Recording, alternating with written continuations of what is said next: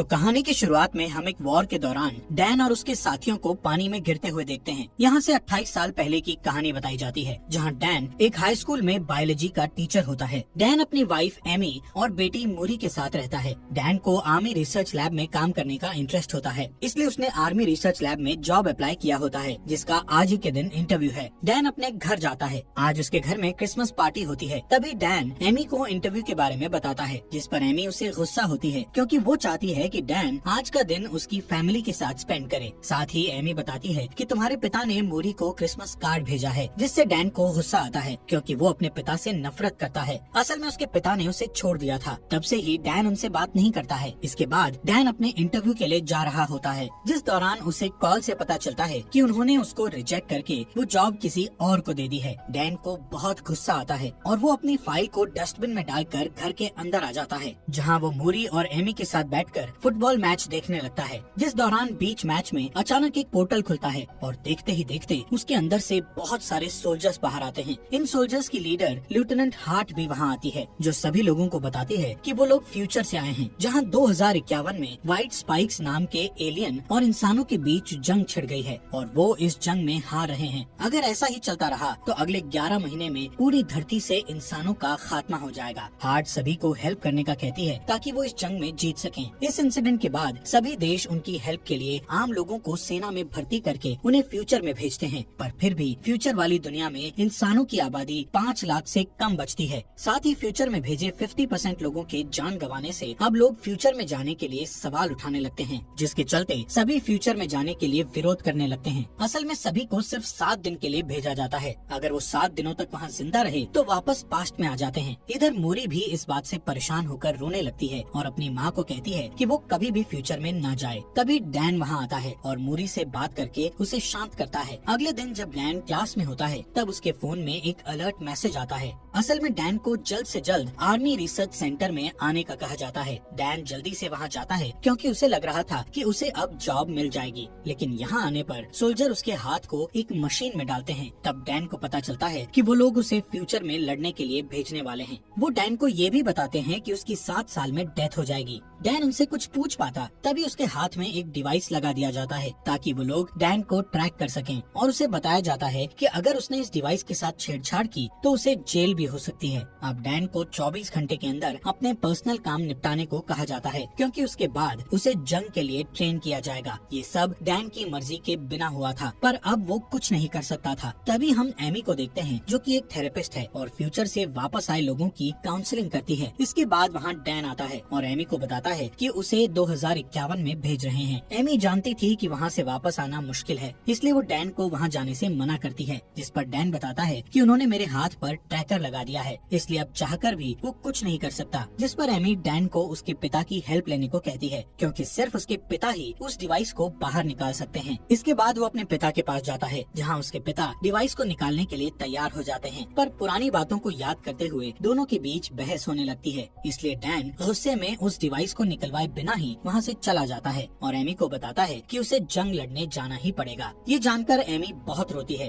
पर डैन उससे प्रॉमिस करता है कि वो 7 दिन में वापस आ जाएगा। जिसके बाद वो मूरी को अलविदा कहता है और वहाँ से रिसर्च सेंटर चला जाता है। यहाँ डैन के साथ कई लोग फ्यूचर में जाने वाले थे। यहाँ सभी को आर्मी ड्रेस दी जाती है और सबको अलग अलग टीम में बांट दिया जाता है, जिसमें डैन की टीम का नाम आर फोर्स होता है, जो कि एक रिसर्च टीम है। यहाँ एक लड़की सवाल करती है कि वो टाइम मशीन से पीछे जाकर वॉर शुरू होने से पहले ही दुश्मनों को क्यों नहीं मार सकते, जिस पर वहाँ बैठा एक ऑफिसर उसे बताता है कि उनकी टाइम मशीन सिर्फ 30 साल का टाइम ट्रेवल कर सकती है, जिसमें वो सिर्फ 2051 में जाकर वहाँ से वापस 2022 में आ सकते हैं। इसके अलावा उन्हें ये भी बताया जाता है कि उनके जो दुश्मन हैं वो कोई इंसान नहीं है, बल्कि एलियंस हैं। रात होने पर डैन अपने दोस्त चार्ली से बात करता है, जिस दौरान इमरजेंसी अलार्म बजने लगता है। तभी लेफ्टिनेंट हार्ट सबको अभी के अभी फ्यूचर में जाने को कहती है। अब क्योंकि सबको ट्रेनिंग खत्म करने के बाद वहाँ ले जाना चाहिए था, पर लेफ्टिनेंट हार्ट का कहना था कि एलियंस ने उनकी रिसर्च लैब पर अटैक किया है। अगर वो लैब तबाह हो गई तो वो वॉर में हार जाएंगे। इसके बाद सभी को एक जगह पर बुलाया जाता है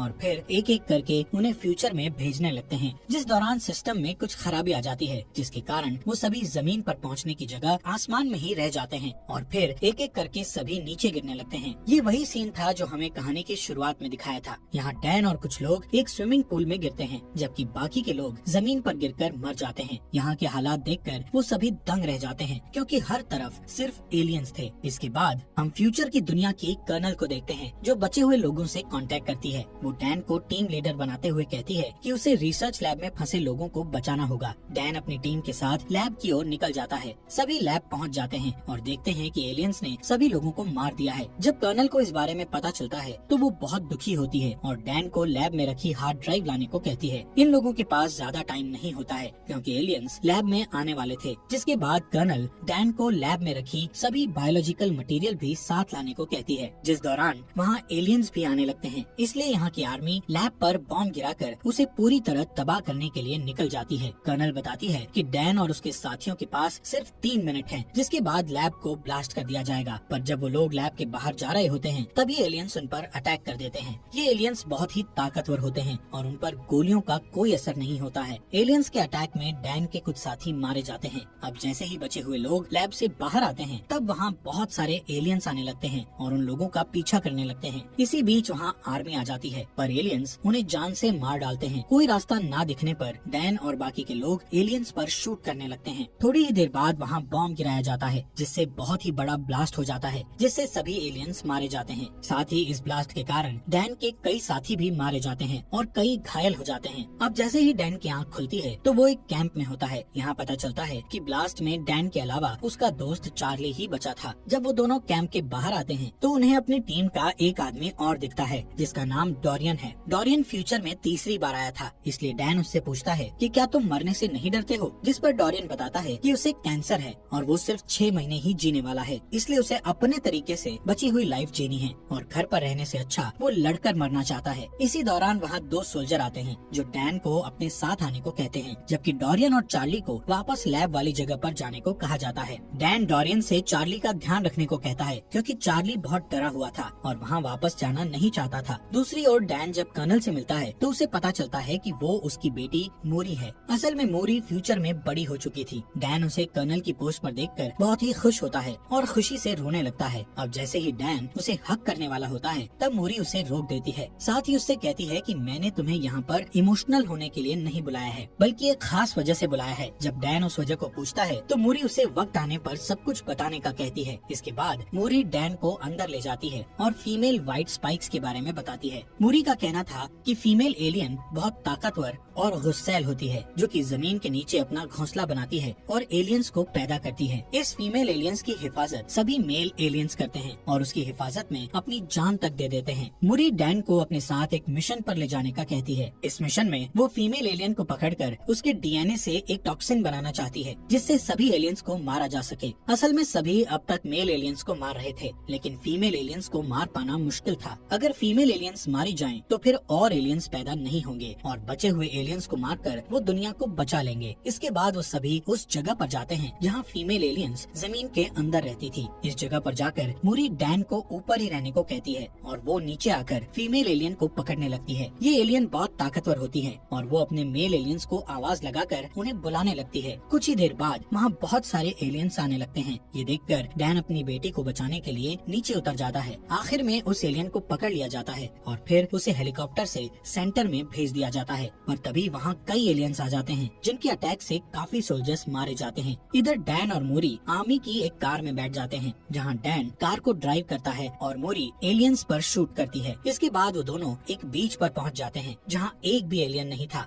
इधर मोरी डैन से गुस्सा होकर पूछती है कि वो हेलीकॉप्टर से नीचे क्यों आया, जिस पर डैन कहता है कि तुम मेरी बेटी हो और तुम्हें खतरे में देखकर मैं चुप कैसे बैठ सकता था। यहाँ मोरी डैन को बताती है कि मैं जब 12 साल की थी तब तुम मुझे और मेरी माँ को छोड़कर चले गए थे और फिर कुछ सालों बाद तुम्हारी डेथ हो गई। यही कारण था कि मोरी अभी तक डैन को देखकर खुश नहीं थी। मोरी को रोता देख डैन बहुत दुखी होता है। उसे समझ नहीं आ रहा था कि आखिर उसने पास्ट में अपनी फैमिली को क्यों छोड़ा। थोड़ी ही देर बाद वहाँ हेलीकॉप्टर आता है और समुद्र के बीच बने आर्मी सेंटर में ले जाता है। इस जगह को इतना खास बनाया गया था कि कोई भी एलियन वहाँ ना आ सके। इस जगह पर ही उस फीमेल एलियन को रखा गया था। मोरी उसका ब्लड सैंपल लेकर उसका डीएनए निकालती है। डीएनए चेक करने पर उसे पता चलता है कि उसे अभी कई सैंपल लेकर हजारों टेस्ट करने होंगे, तब जाकर एक टॉक्सिन बनेगा। इस टॉक्सिन के बनने के बाद वो सभी एलियंस को आसानी से मार सकेंगे। मूरी सभी डीएनए सैंपल्स पर काम करती है, पर उसे अभी तक परफेक्ट डीएनए सैंपल नहीं मिला था। ये सैंपल सिर्फ 60% और 50% तक सीमित होते थे। मूरी पूरी रात जागकर सैंपल टेस्ट करती है, पर अभी तक उसे कोई अच्छा रिजल्ट नहीं मिलता है।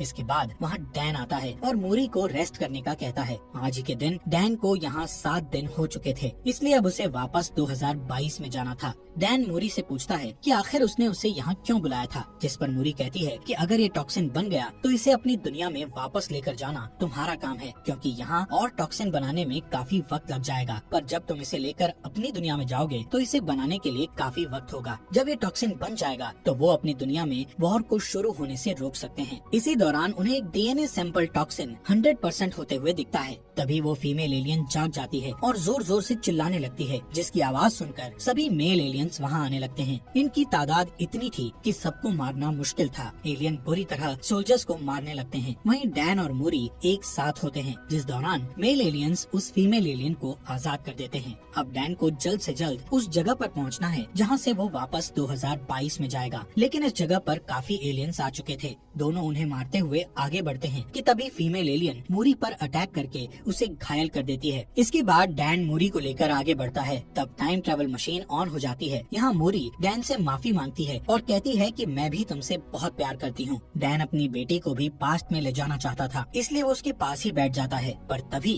वहाँ फीमेल एलियन आ जाती है और मूरी को पकड़ लेती है। डैन उसे बचा पाता, इससे पहले ही टाइम मशीन द्वारा उसे 2022 में भेज दिया जाता है। यहाँ डैन के साथ साथ चार्ली, डोरियन और बाकी के कुछ लोग भी आए हुए थे। डैन लेफ्टिनेंट हार्ट को वो टॉक्सिन देता है और बड़ी मात्रा में बनाकर फ्यूचर में भेजने का कहता है, जिस पर लेफ्टिनेंट हार्ट बताती है कि अब जंप लिंक बंद हो गया है, यानी कि अब वो टाइम मशीन का यूज नहीं कर सकते हैं, इसलिए वो ये वॉर हार गए हैं। जिसके बाद डैन अपनी वाइफ से मिलता है। डैन फ्यूचर में मूरी की डेथ को लेकर बहुत दुखी था। जब वो घर आकर मूरी को देखता है तो उसे गले लगा लेता है और रात भर उसके रूम में ही बैठा रहता है। जिसके बाद एमी उसके पास आती है। तब डैन उसे फ्यूचर की मूरी के बारे में बताता है। अब डैन फ्यूचर में होने वाले वॉर को रोकने के लिए कुछ करने का सोचता है, इसलिए वो सबसे पहले डोरियन के पास जाता है और उससे एलियन का नेल मांगता है, जो कि डोरियन ने फ्यूचर में जाकर अपने पास रख लिया था। इसके बाद वो दोनों उस नेल को लेकर चार्ली के पास जाते हैं। चार्ली उस नेल पर रिसर्च करता है तो उन्हें पता चलता है कि उनके नेल्स पर ज्वालामुखी की राख लगी हुई है। चार्ली बताता है कि ये राख चाइना में फटे ज्वालामुखी की राख है। तब डैन कहता है कि लेफ्टिनेंट हार्ट ने बताया था एलियन का पहला हमला रशिया में हुआ था, फिर उनके नेल्स में चाइना की ज्वालामुखी की राख क्यों है। तभी डैन को उनका एक स्टूडेंट याद आता है जो कि ज्वालामुखी टॉपिक के बारे में बहुत कुछ जानता था, इसलिए वो तीनों उसके पास जाते हैं, जहाँ स्टूडेंट बताता है कि आज से 1000 साल पहले चाइना में ज्वालामुखी फटा था, जिसकी लहरें रशिया तक भी पहुँच गयी थी और फिर वो राख में बदलकर वहीं पर जम गई थी। फिर कुछ समय बीतने के बाद वो जगह बर्फ से ढक गई। ये सब जानने के बाद वो समझ जाते हैं कि जरूर कोई एलियन शिप वहाँ आई होगी और फिर बर्फ ढकने के कारण वो वहीं दब गए होंगे, जो कि 2051 में बर्फ पिघलने के बाद धरती के ऊपर आ गए। इसके बाद डैन और चार्ली डिफेंस ऑफ सिक्योरिटी के पास जाकर उन्हें सारी थ्योरी बताते हैं और रशिया जाकर सभी एलियंस को वॉर के पहले ही मारने को कहते हैं, लेकिन वो उन दोनों की थ्योरी पर यकीन नहीं करता है, इसलिए उनका साथ देने से मना कर देता है। इसलिए वो तीनों खुद ही वहाँ जाकर उन एलियंस को मारने का सोचते हैं। अब डैन अपने पिता से हेल्प मांगने के लिए जाता है क्योंकि उनके पास प्लेन था। डैन अपने पिता को सारी बात बताता है और कहता है कि उसे एलियंस को मारने के लिए रशिया के ग्लेशियर आइलैंड पर जाना होगा, जिसके लिए उसे उनके प्लेन और एक पायलट की जरूरत है। डैन के पिता उसकी बात मान जाते हैं और साथ चलने के लिए रेडी हो जाते हैं। इसके अलावा डैन लेफ्टिनेंट हार्ट की मदद से बहुत सारा टॉक्सिन बनवा चुका था, जिसे लेकर वो रशिया चले जाते हैं। यहाँ डैन अपने साथ एक टीम लेकर गया हुआ था। वो सभी ग्लेशियर आइलैंड के ऊपर पहुँच जाते हैं और एक ब्लास्ट करके जमीन के नीचे जाते हैं, जहाँ उन्हें एक एलियन शिप दिखाई देती है जो कि काफी टाइम पहले क्रैश हो गई थी। वो अंदर जाकर देखते हैं तो उन्हें एलियंस की डेड बॉडीज दिखती हैं। यहाँ उन्हें पता चलता है कि कुछ एलियंस अपने आप को जिंदा रखने के लिए सो रहे हैं, जिसके बाद वो अभी टॉक्सिन से उन एलियंस को मारने लगते हैं, जिस दौरान फीमेल एलियन जाग जाती है और उन सब पर हमला कर देती है। तब डोरियन सबको शिप से बाहर जाने का कहकर शिप को ब्लास्ट करके सब कुछ खत्म करने का कहता है। इसके बाद वो सभी एलियंस एक एक करके बाहर आने लगते हैं, जिन्हें डैन के पिता शूट करके मारते हैं, लेकिन ज्यादा एलियन होने के कारण डोरियन को शिप ब्लास्ट करनी पड़ती है, जिससे डोरियन की भी डेथ हो जाती है। यहाँ सिर्फ चार्ली, डैन और उसके पिता ही बचे थे। डैन के पिता बताते हैं कि एक एलियन यहाँ से भाग गया है। अब दोनों उसे ढूंढते हैं और चालाकी से उस पर शूट करते हैं। ये वही फीमेल एलियन होती है जो कि बहुत ताकतवर है और उसे आसानी से मार पाना बहुत मुश्किल है। तभी वो वहाँ से भागकर छुप जाती है और डैन पर अटैक करती है। ये देख डैन के पिता उस पर अटैक करके डैन को बचाते हैं, पर थोड़ी देर बाद वो डैन के पिता पर अटैक करती है। तब डैन जल्दी से उठकर उस एलियन को जान से मार देता है। इसके बाद डैन अपने घर आ जाता है और उसके साथ उसके पिता भी होते हैं। अब डैन डिसाइड करता है कि वो ऐसी कोई गलती नहीं करेगा जिससे उसका परिवार बिखर जाए। और इसी के साथ ये मूवी यहीं पर खत्म हो जाती है।